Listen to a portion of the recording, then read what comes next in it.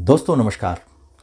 इस वीडियो में हम जानने की कोशिश करेंगे कि यूपी पंचायत चुनाव में असल पेच फंसा क्या है। दरअसल पंचायत चुनाव में कानूनी पेच है आरक्षण व्यवस्था। 1992 में 73वें संविधान संशोधन के जरिए पंचायती राज अधिनियम आया था।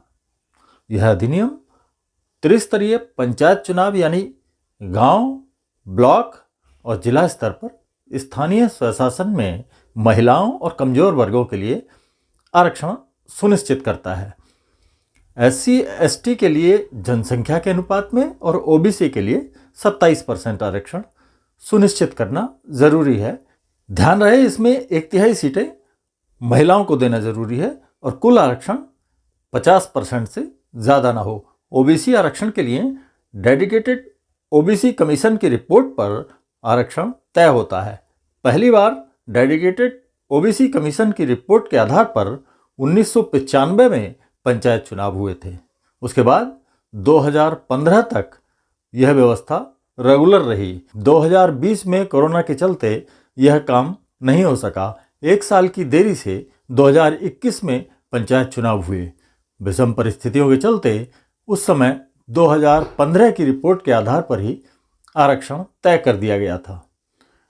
डेडिकेटेड OBC कमीशन का कार्यकाल 3 वर्ष का होता है।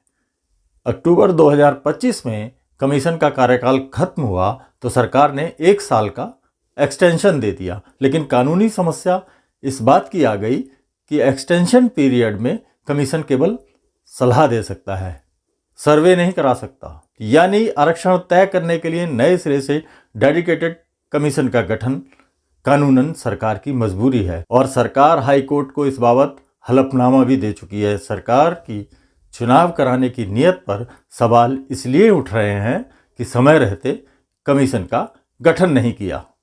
पुराने कमीशन को एक्सटेंशन देकर लीपापोती करने का प्रयास किया जो कोर्ट में टिक नहीं पाया। मई में प्रधानों का कार्यकाल खत्म हो रहा है। अब कमीशन का गठन कर समय से चुनाव कराने की गुंजाइश नहीं बची। यही असल पेच है। अब चर्चा है कि पंचायत चुनाव 2027 में यूपी असेंबली इलेक्शन के साथ होंगे। आधिकारिक सूचना अभी भी नहीं है।